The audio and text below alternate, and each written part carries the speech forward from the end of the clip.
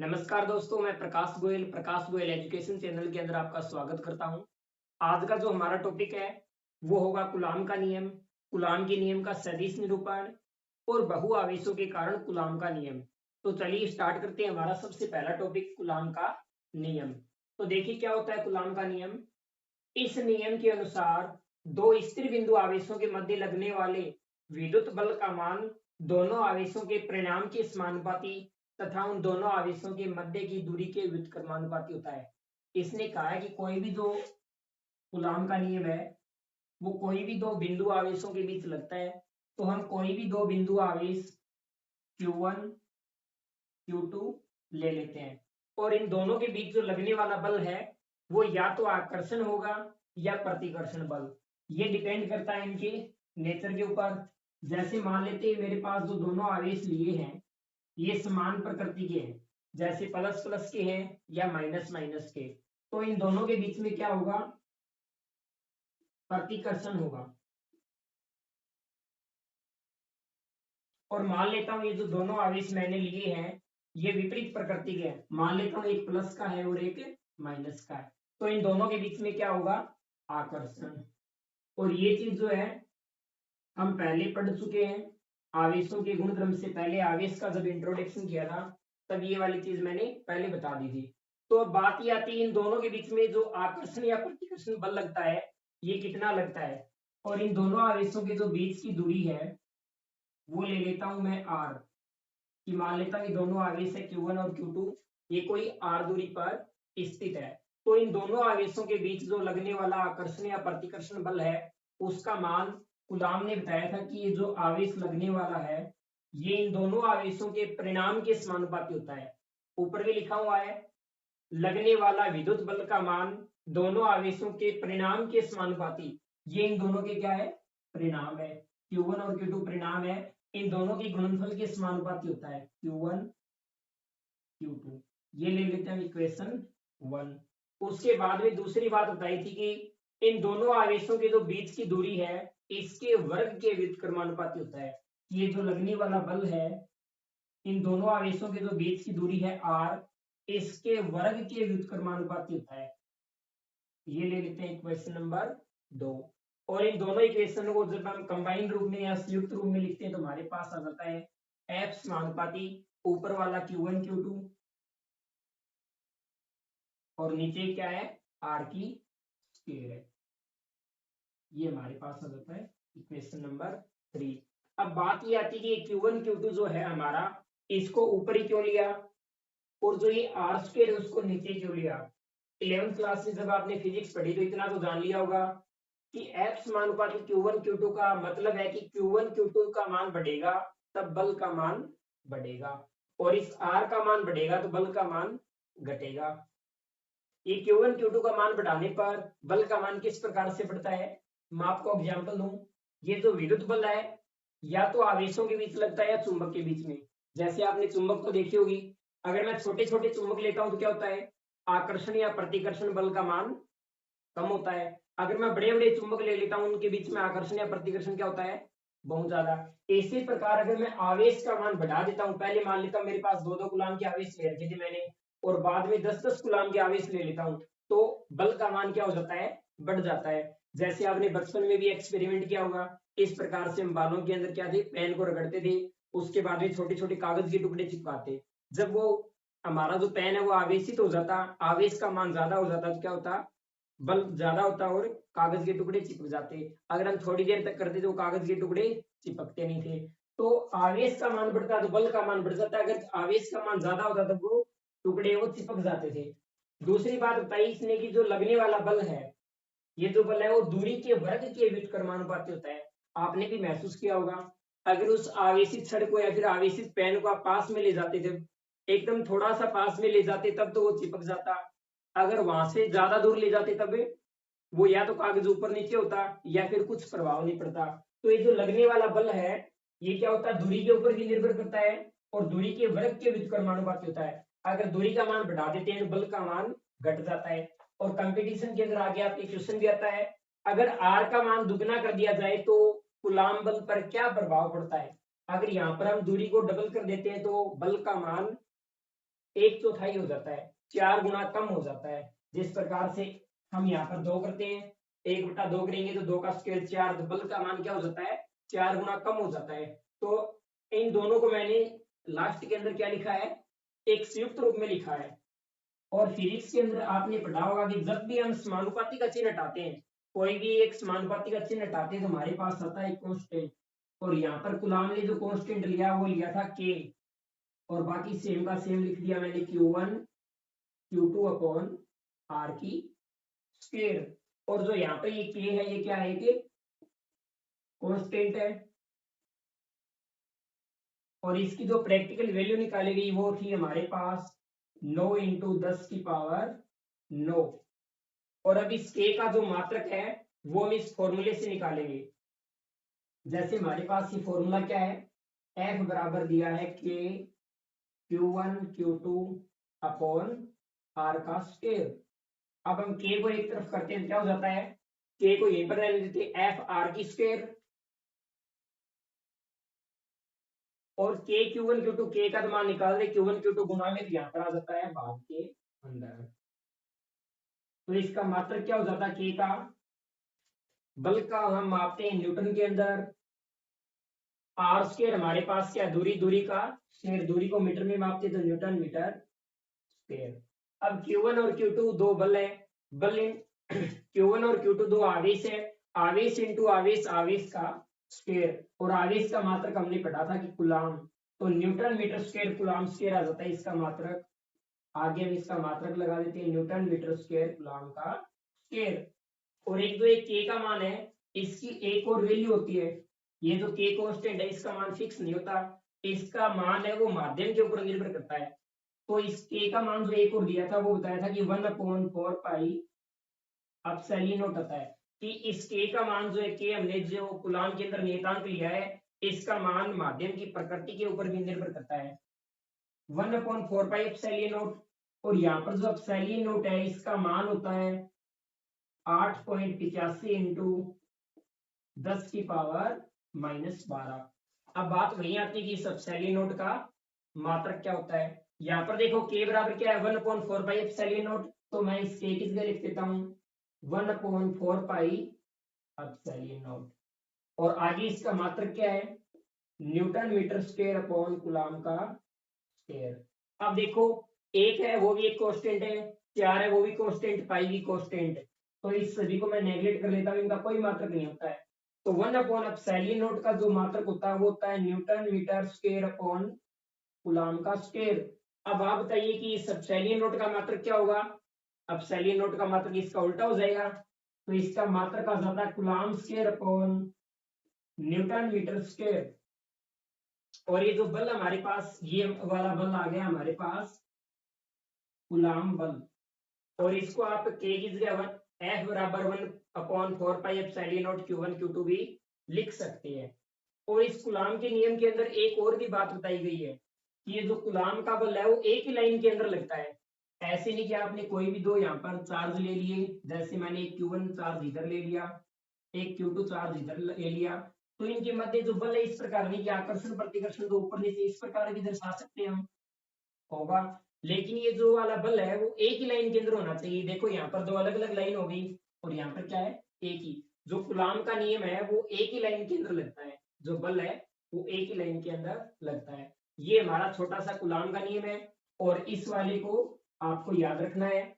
इस वाले को हम कूलाम के नियम का सदिश निरूपण करेंगे, उसमें भी काम आएगा, बहुआवेशों के कारण कूलाम का नियम करेंगे उसमें भी काम आएगा। एकदम छोटी सी चीज है कि जो बल है वो k Q1 Q2 upon are square होता है। तो अब हम कूलाम के नियम का सदिश निरूपण करेंगे। इस लेक्चर का हमारा जो दूसरा टॉपिक है वो है कूलाम के नियम का सदिश निरूपण।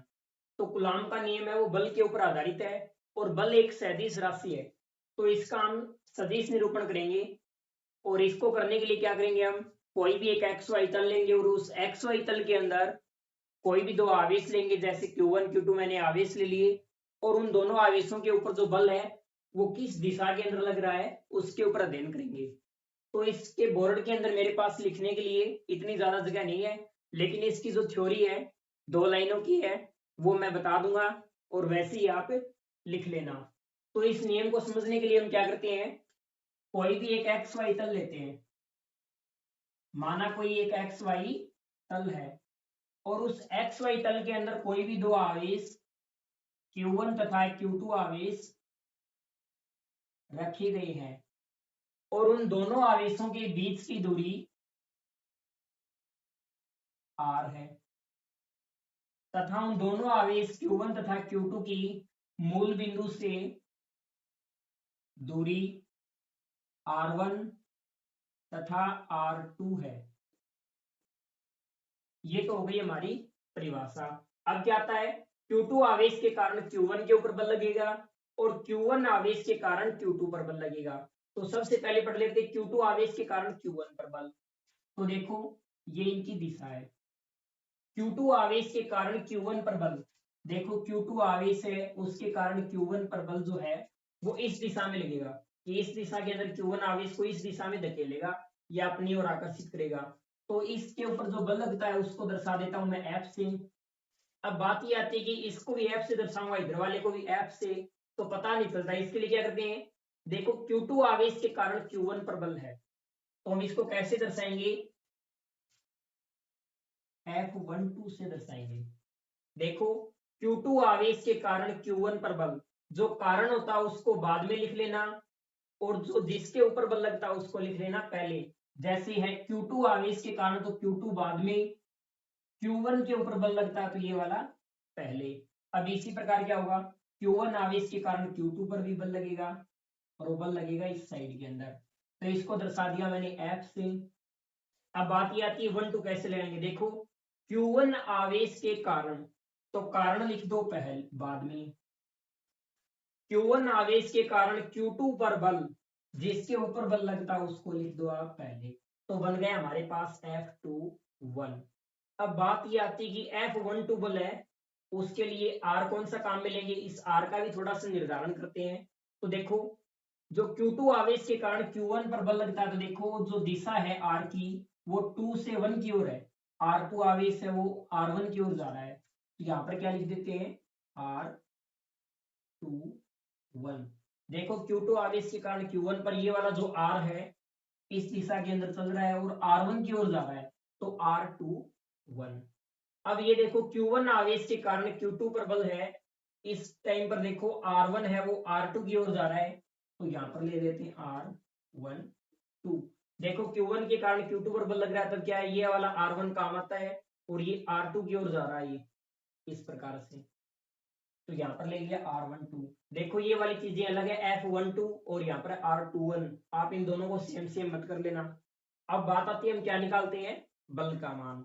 तो देखते हैं बल का मान। सबसे पहले निकालता हूं मैं Q2 आवेश के कारण Q1 पर कूलाम बल का मान। Q2 आवेश के कारण है तो कारण क्या है, Q2 किसके ऊपर बल लग रहा है, 1 के ऊपर, तो F12 से मैंने इसको दर्शा दिया। कूलाम बल का आपने पहले फॉर्मूला पढ़ा, क्या होता है कि Q1 Q2 अपॉन में R की स्क्वायर। तो देखो यहाँ पर R1 कौन सा काम करता है, Q2 से Q1 की ओर, ये वाला R2 ये R1 की ओर जा रहा है तो यहाँ पर काम आता है R21, लिख दिया मैंने। और इसकी दिशा को दर्शाने के लिए आपने 11th क्लास में पढ़ा होगा, दिशा को दर्शाने के लिए एकांक सदिश को काम में लेते हैं और एकांक सदिश का सिंबल होता है उसके ऊपर क्या लगता है, कैप लगता है। अब देखो मैं F12 को क्या लिख सकता हूँ, सेम का सेम लिख रहा हूँ, KQ1 Q2 अपॉन R21 की होल स्क्वायर इनटू में। 11th क्लास के अंदर आपने एक फॉर्मूला पढ़ा होगा, A कैप बराबर A वेक्टर अपॉन मापांक A। 11th क्लास के अंदर ये फॉर्मूला आता है और नहीं आता तो हमारी जो अब 12th की जो आप मैथ करने वाले हो, मैथ के अंदर सदिश वाली एक पूरी प्रश्नावली है, उसके अंदर सबसे इजी से इजी फॉर्मूला ये मान लो आप ऑटोमेटिक समझ जाओगे। फिलहाल के लिए ध्यान दे लेना कि A कैप बराबर क्या होता है, A वेक्टर अपॉन मापांक A होता है। तो इस A कैप को क्या लिख सकता हूं मैं, R21 का तो वेक्टर लिख दिया मैंने और नीचे क्या था मापांक A, इस वाले A का मैंने लिख दिया R21। इसका ले लिया मैंने मापांक। अब मैं इस F12 को और क्या लिख सकता हूँ, इस F12 को लिख सकता हूँ K Q1 Q2 अपॉन ये और ये दोनों सेम है ना, R21, यहाँ पर भी R21, तो मैं इसको एक साथ ही लिख देता हूँ R21 की क्यूब इंटू में R21 का वेक्टर।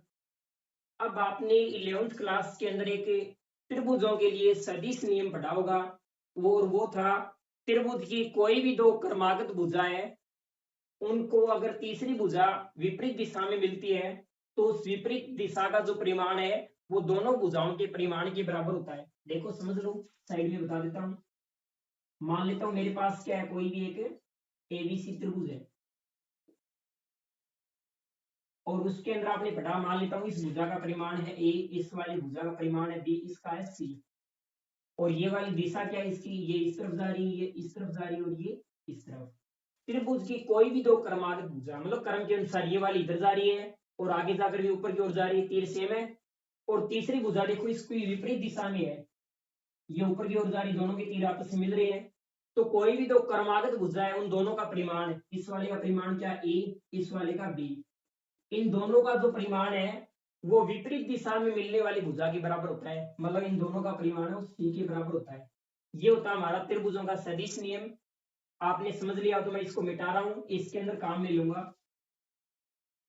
तो देखिए क्या होता है, देखो ये R2 से हम R1 की ओर जा रहे हैं, Q2 आवेश के कारण क्या है, R2 से हम जा रहे हैं इस वाले R1 की ओर, यहां से जा रहे हैं यहां से, देखो ये वाली क्रमागत भुजा है, इसके भी क्रम में है, और विपरीत दिशा में हमें कौन सी भुजा मिल रही है, R1, तो मैं इसको क्या लिख सकता हूं, R2 प्लस में इस वाली R का मान क्या है, Q2 से हम Q1 की ओर जा रहे हैं, तब क्या है R21 ले लेते हैं इसको, वैसे आ रही है ये, लेकिन दोनों में कंफ्यूज ना हो जाए, Q2 आवेश के कारण बढ़ रहे हैं Q1 की ओर, तो R21 ले लिया मैंने, और ये किसके बराबर है, R1 के बराबर है, मैंने लिख दिया R1। अब मुझे तो R21 का मान सीध मैंने लिख दिया R21, और ये किसके बराबर हो जाएगी, R1, यहाँ पर प्लस में है, पक्षांतरण करेंगे तो ये चली जाएगी माइनस में, R1 माइनस R2। अब मैं इसको क्या करता हूं, लिख देता हूं,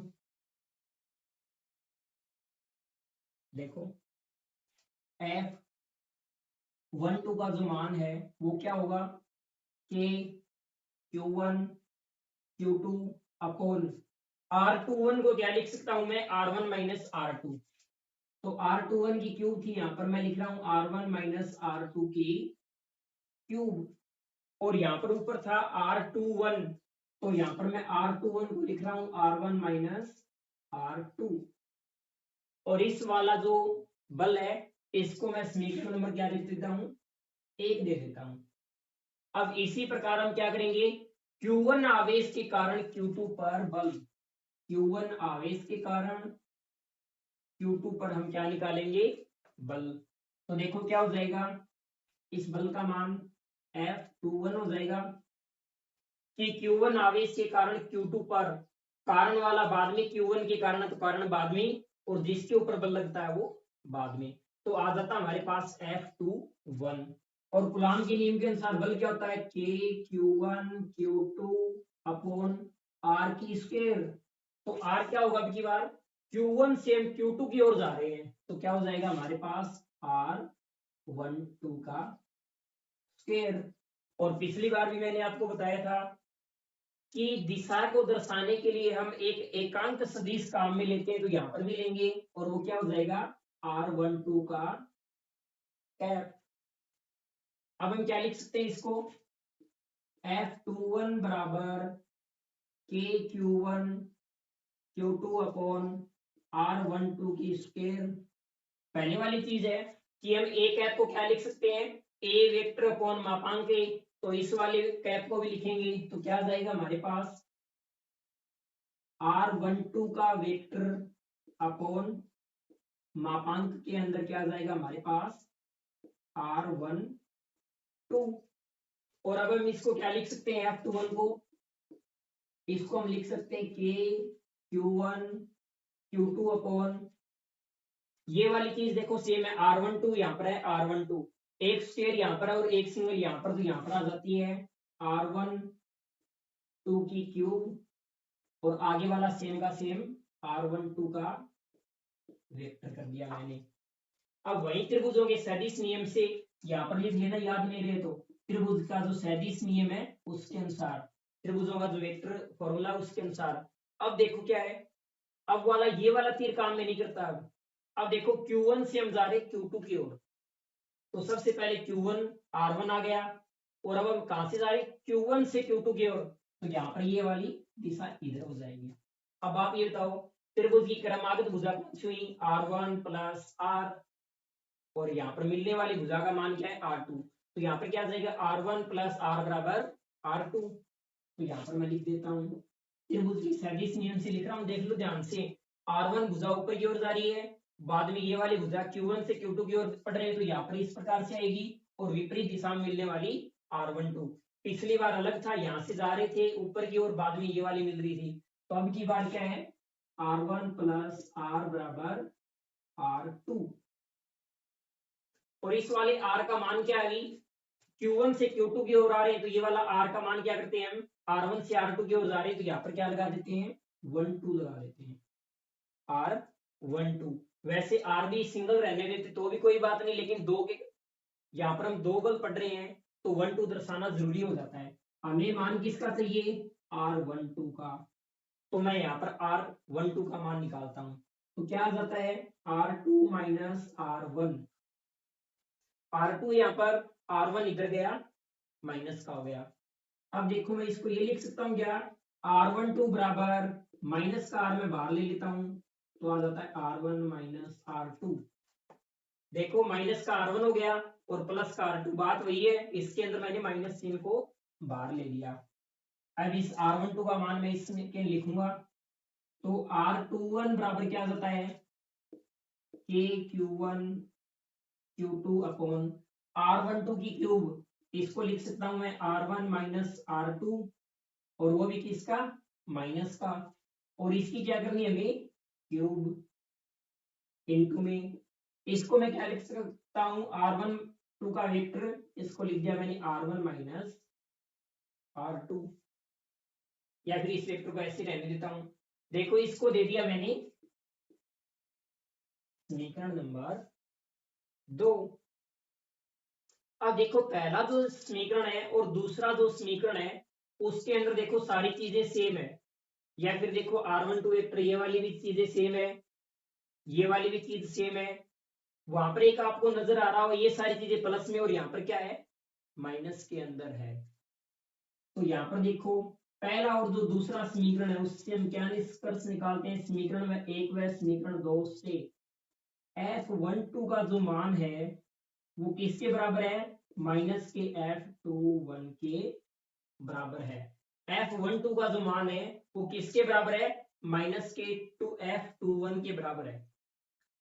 अगर हम इसका मोड कर देते हैं तो क्या आ जाते हैं दोनों बराबर। मोड का मतलब कोई भी चीज जो होती है माइनस में होती है प्लस में हो जाती है। इन दोनों से आपको क्या समझने में मिला कि कूलाम का जो नियम का सदिश निरूपण है ना, उसके अंदर क्रिया प्रतिक्रिया का नियम लग रहा है कि एक वाला प्लस का रहा है दूसरा माइनस का, और जितना बल आगे की ओर लग रहा है उतना ही पीछे की ओर। इस प्रकार की चीज आपने शायद 9th क्लास में पढ़ी होगी और 11th क्लास के अंदर भी है। न्यूटन की गति का तृतीय नियम क्रिया प्रतिक्रिया का, जितना बल आगे की ओर लगा रहे उतना ही माइनस की ओर जा रहा है। तो जो ये कूलाम का नियम है ये किसकी पालना करता है, न्यूटन के तृतीय नियम की पालना करता है। और इसके अंदर पूछा भी जाता है कि कूलाम के नियम के सदिश निरूपण में बताइए कि न्यूटन यह नियम न्यूटन के तृतीय नियम की पालना करता है। तो ये लगने वाला बल है ये क्या है, एक प्लस का होता है और एक माइनस का, इन दोनों की दिशा विपरीत होती है और ये परिमाण में क्या होते हैं समान। देखो ये इसका मान टोटल का टोटल क्या है, ये वाला मान मिला लो और ये वाला। समीकरण 1 और 2 में कोई फर्क नहीं, सिर्फ एक माइनस का चिन्ह है। तो इससे हमें ये निष्कर्ष निकलता है कि जो कूलाम का नियम है वो परिमाण में समान तथा दिशा में विपरीत होता है, तथा यह न्यूटन के नियम के तृतीय नियम की पालना करता है। ये क्रिया प्रतिक्रिया नियम के ऊपर आधारित है। और इसके अंदर इस प्रकार से भी क्वेश्चन पूछा जाता है कि सिद्ध कीजिए कि कूलाम का नियम न्यूटन के तृतीय नियम की पालना करता है। तो ये हो गया हमारा कूलाम के नियम का सदिश निरूपण, और इसको थोड़ा सा ध्यान से देखना हुई, वरना ये याद नहीं रहता, आप कंफ्यूज हो जाओगे 1-2 के अंदर। बाकी तो सारा का सारा इजी है, एकदम से कूलाम के नियम ही है। इस लेक्चर का जो हमारा सबसे अंतिम टॉपिक है वो है बहुआवेशों के कारण कूलाम का नियम। अब तक हमने 2 आवेशों के कारण कूलाम का नियम पढ़ा है कि एक आवेश Q1 ले लिया, एक Q2।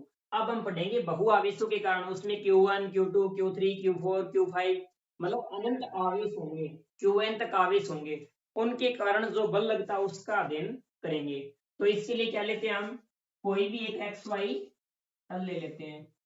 जैसे मैंने ले लिया ये वाला एक XY तल, और इस XY तल का जो मूल बिंदु वो क्या है, O है, और मूल बिंदु O से R1 दूरी के ऊपर कोई भी एक आवेश Q1 रखा गया है।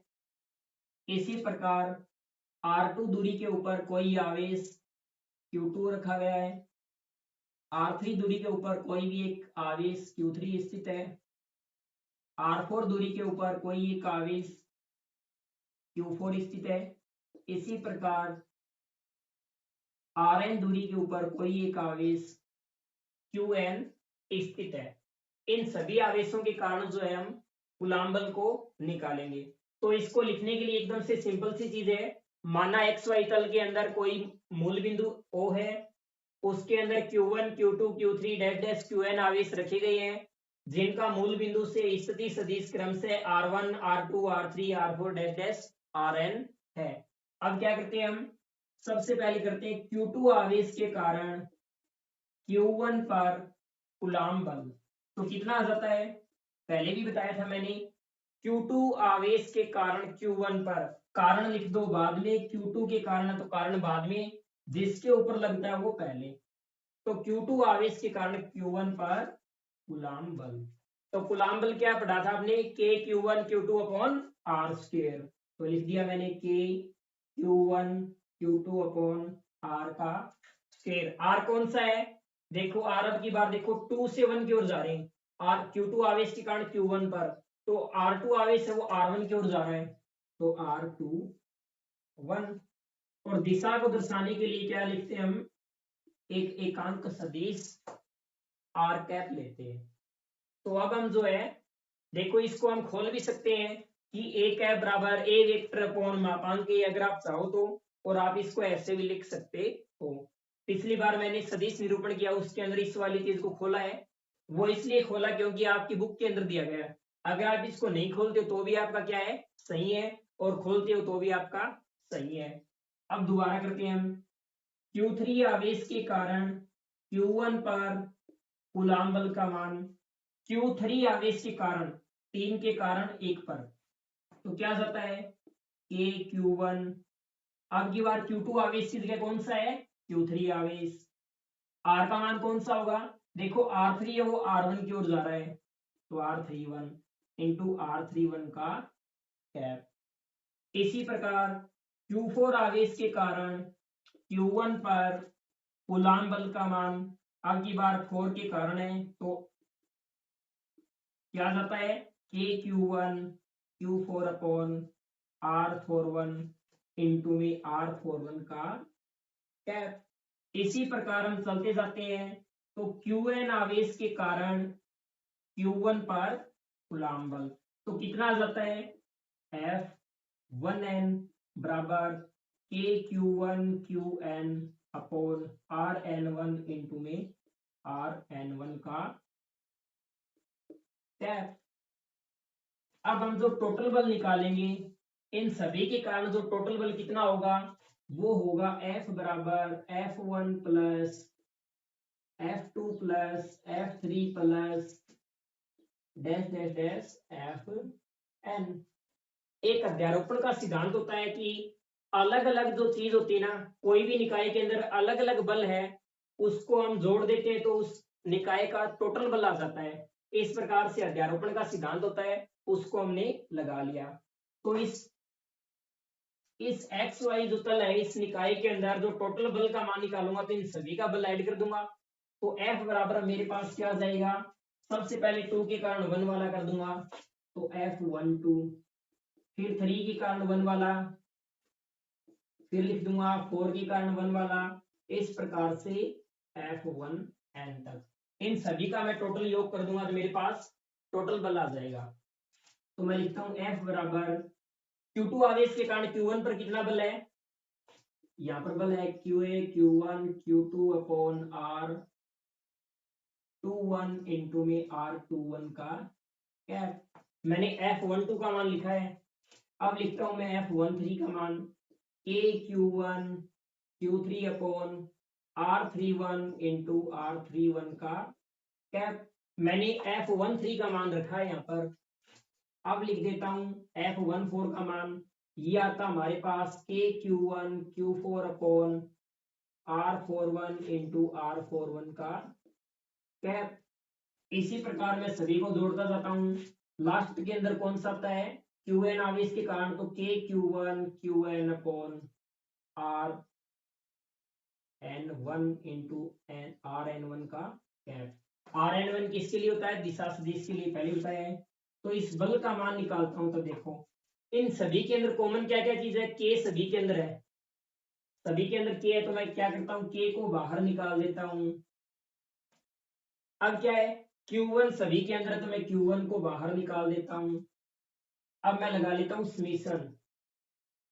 समीकरण के अंदर देखो यहाँ पर क्या बच जाता है, Q2 Q3 Q4 इस प्रकार से बच जाता है। इसको लिख देता हूं मैं QI से। और क्या बच जाता है, R21 R31 R41, तो इसको लिख देता हूं मैं R, इसको लिख दिया I और 1 सभी में सेम है, तो RI1 लिख दिया मैंने। उसके बाद नीचे देखो R21 R31 R41, इसी प्रकार इसको लिख देता हूं, जो बदलते उसको I लिख दिया और 1 सभी के अंदर कॉमन है तो 1 लिख दिया। अब देखो I की वैल्यू कौन से स्टार्ट होती है, 2 से स्टार्ट होती है, यहाँ पर भी 2 से, यहाँ पर भी 2 से, तो I का जो मान है वो 2 से स्टार्ट होकर I बराबर n तक चलता है।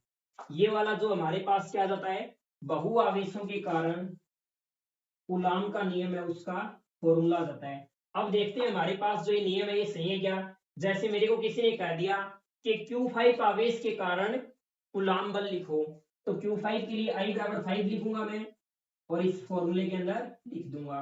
तो क्या आ जाएगा मेरे पास, KQ1 सभी में कॉमन वाला, I बराबर रखूंगा मैं यहाँ पर 5, तो QI की जगह क्या आ जाएगा, Q1 Q5 बट्टा R1I, तो I का मान रखूंगा मैं 5 R51 इंटू में, यहाँ पर RI है तो I की जगह मैं 5 रखूंगा, यहाँ पर 1 इसका कैप। तो देखो सभी के अंदर इस प्रकार से पांचवा आवेश हमारे पास होता था, यही तो आता KQ1 Q5 pawn R51 into R51, ये वाला सेम आ रहा है। तो हमारे पास क्या है, ये वाला जो नियम है इसके द्वारा हम क्या कर सकते हैं, बहु आवेशों के कारण कूलाम का नियम निकाल सकते हैं। अगर आपको मेरी वीडियो पसंद आई तो प्लीज इसको लाइक करिएगा, शेयर और सब्सक्राइब करिएगा, और जो 12th क्लास के बच्चे हैं जिनके लिए उपयोगी हो सकता है, आप उनको जानते हो तो उस तक जरूर पहुंचाने का कष्ट करना।